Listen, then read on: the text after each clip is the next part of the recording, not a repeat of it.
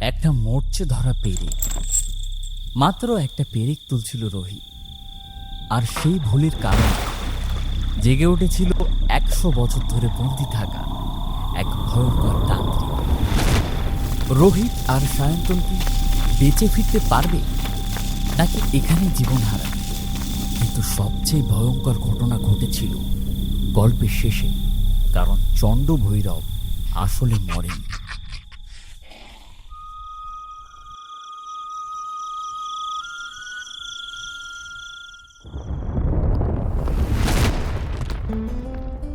নমস্কার, আমাদের চ্যানেলে আপনাদের সকলকে স্বাগত জানাই। গল্পে প্রবেশ করার আগে আপনাদের কাছে একটি বিশেষ অনুরোধ, আমাদের চ্যানেলটিকে অবশ্যই সাবস্ক্রাইব করে ভিডিওটিকে একটি লাইক করতে ভুলবেন না। ধন্যবাদ।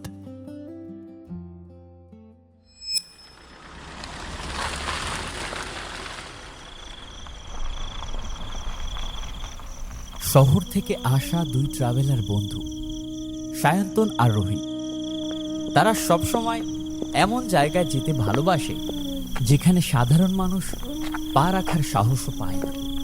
লোকমুখে শোনা এক রহস্যের টানে তারা এসে পৌঁছেছে রক্তচটি নামের এক প্রত্যন্ত এবং প্রায় জনমানবহীন গ্রামে। কিন্তু রোহিত জানতো না, সে যে গ্রামে পা দিয়েছে সেই গ্রামে তার এই রাতটা শেষ রাতও হতে পারে। জায়গাটা দেখ রোহিত, কেমন যেন থমথমে। দিনের বেলাতেও এখানে আলো পৌঁছয় না মনে হয়। আরে এটাই তো আসল থ্রিল ভাই। এই কুয়াশা আর আদিম পরিবেশই তো আমাদের ভিডিওতে লাখ লাখ ভিউ এনে দেবে। হঠাৎ গ্রামের সীমান্তে তাদের সাথে দেখা হয় এক বয়স্ক কাঠুরে সনাতন কাকার সাথে। তিনি তাদের দেখেই আঁতকে উঠলেন ও বললেন, কে তোমরা বাবারা? দেখে তো মনে হচ্ছে তোমরা শহরের। আর তোমরা এই রাতে এখন কোথায় যাবে? কাকা, আমরা দুজন বন্ধু, আমরা ট্রাভেল করি ও ভিডিও শুট করি ক্যামেরাতে। আমরা এই গ্রামের রহস্যের কথা শুনেছি লোকের মুখে, তাই এই রহস্যটা কি সেটা জানতে এসেছি। ওরে বাবা রে, তোমরা শহরের ছেলে, কেন মরতে এই মায়াপুরীর দিকে পা বাড়াচ্ছ? যে রাস্তায় এসেছো সেই রাস্তায় এখনই ফিরে যাও, ফিরে যাও। বিশেষ করে ওই জঙ্গলের ভেতরে শ্যাওড়া ধরা প্রাচীন বলি বেদি আর তার বুকে গেঁথে থাকা তান্ত্রিকের মরচে ধরা কালো ত্রিশূলটার দিকে ভুলেও যেও না। বলে দিলাম, বলে দিলাম। কেন কাকা, ওখানে কি আছে? ওখানে ওখানে বন্দি আছে এক ক্রুদ্ধ তান্ত্রিক, চণ্ড ভৈরবের আত্মা। 100 বছর আগে সে অমরত্ব পাওয়ার লোভে এই গ্রামের শিশুদের ওই বেদিতে বলি দিত। গ্রামবাসীরা যখন তাকে ধরে তখন সে নিজের রক্ত দিয়ে ওই বেদিতে একটা মরণ কামড় দেয়। আর তার আত্মাকে ওই পাথরে বন্দি রাখতে একটি অভিশপ্ত লোহার শিকল আর কালো পেরেক দিয়ে ত্রিশূলটা বেদির বুকে গেঁথে দেওয়া হয়েছিল। ওই ত্রিশূলের পাশে পেরেক যদি একটাও আলগা হয় তবে পুরো গ্রাম শ্মশান হয়ে যাবে। সনাতন কাকার এই ভয়ানক গল্প রোহিতের মনে ভয় ধরাবার বদলে কৌতূহল আরো বাড়িয়ে দিল।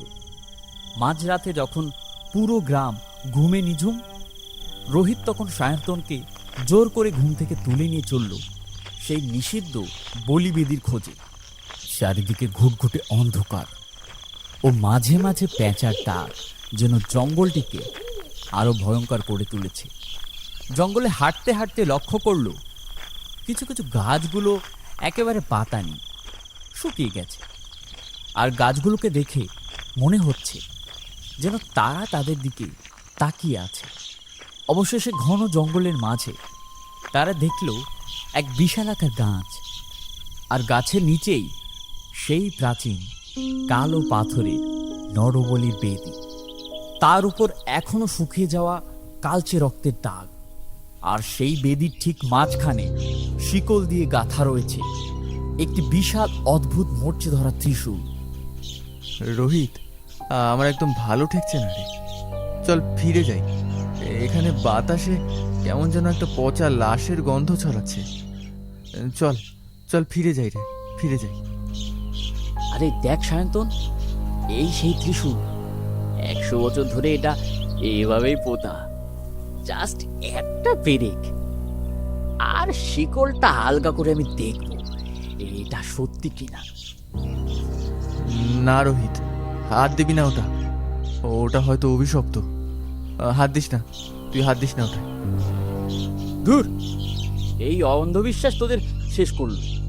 দাঁড়া, একটাই তো পেরেক তুলবো, এটা দাঁড়া না। রোহিত লোহার পেরেকটি মাটি থেকে উপড়ে দিল। পেরেকটি উপড়ে আসার সাথে সাথে আকাশ চিরে এক বিকট বজ্রপাত হলো।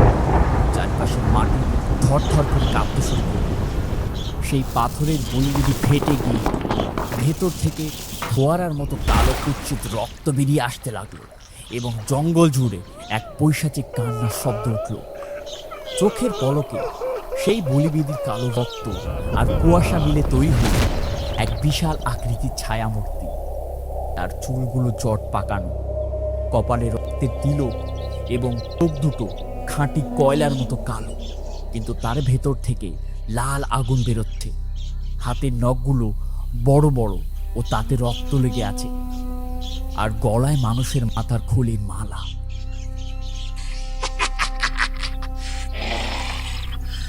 মূর্খ মানব সন্তান, তোদের এই অহংকারী আমাকে বলিবেদি থেকে মুক্ত করলো।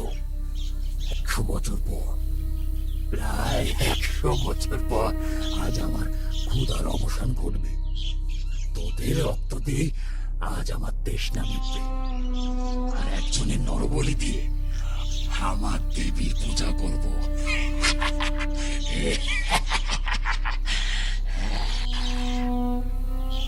রোহিত, রোহিত পালা, পালা এখান থেকে, না হলে আমাদেরকেও মেরে ফেলবে।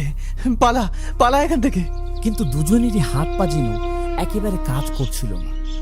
তারা দৌড়াতে চাইলেও দৌড়াতে পারছিল না, যেন পিছন দিক থেকে কে তাদের টেনে রেখেছে। ত্রিশূলের মতো ধারালো নখ নিয়ে ওই ভৈরবের আত্মা যখন রোহিতের গলা টিপে ধরতে যাবে, ঠিক তখনই অন্ধকারের বুক চিরে একটা জ্বলন্ত মশাল আর কেরোসিনের জার নিয়ে হাজির হলেন সনাতন কাকা। ওরে পিশাচ, তুই 100 বছর আগেও আলোর কাছে হেরেছিলি, আজও হারবি, আজও হারবি। বাবারা, তোরা সরে যা, সরে যা এখান থেকে। সনাতন কাকা জানতেন এই অশুভ আত্মা কোনো অস্ত্রের আঘাতে মরবে না। একে একমাত্র পবিত্র কর্পূর আর কেরোসিনের আগুন দিয়ে সীমানার ভেতর আটকে পোড়ানো সম্ভব। তিনি বুদ্ধি করে ওই বেদির চারপাশের শুকনো পাতা আর কাঠের ওপর কেরোসিন ঢেলে মশালটি ছুড়ে দিলেন। মুহূর্তের মধ্যে চন্দ্র ভৈরবের আত্মা আগুনের বেড়া জালে বন্দী হয়ে গেল এবং তার গায়ে আগুন লাগাও শুরু করল। আমি যাবো না, তোদের আমি শেষ করবো, তোদের আমি শেষ করবো। আমি আবার ফিরে আসবো, ফিরে আসবো, আমি আবার ফিরে আসবো। ভোরের আলো ফুটতেই সায়ন্তন আর রোহিত সনাতন কাকার হাত ধরে অঝরে কাঁদতে লাগল। রোহিত নিজের ভুলের জন্য ক্ষমা চাইল এবং প্রতিজ্ঞা করল সে আর কখনো প্রকৃতির নিয়ম ভাঙবে না। সনাতন কাকা তাদের গ্রামের বাসে তুলে দিলেন। বাসটি যখন চলতে শুরু করল, রোহিত আর সায়ন্তন স্বস্তি নিঃশ্বাস ফেলে জানালার বাইরে তাকালো। তারা ভাবল বিপদ কেটে গেছে, কিন্তু সে দেখতে পেল না বাসের একদম পেছনের সিটে অন্ধকার কোণে পড়ে রয়েছে জঙ্গল থেকে তুলে আনা সেই মরচে ধরা অভিশপ্ত লোহার পেরেকটি, আর জানালা দিয়ে কাচের ওপর প্রতিফলিত হচ্ছে সায়ন্তনের নিজের চোখের মনি, যা এখন পুরো মানুষের মতো নয়, অবিকল তান্ত্রিক চন্দ্র ভৈরবের মতো টকটকে লাল হয়ে উঠেছে। অভিশাপ কি সত্যি শেষ হয়েছে, নাকি চন্দ্র ভৈরবের আত্মা এবার সায়ন্তনের শরীরকে নিজের নতুন ডেরা বানিয়ে শহরে পাড়ি দিল?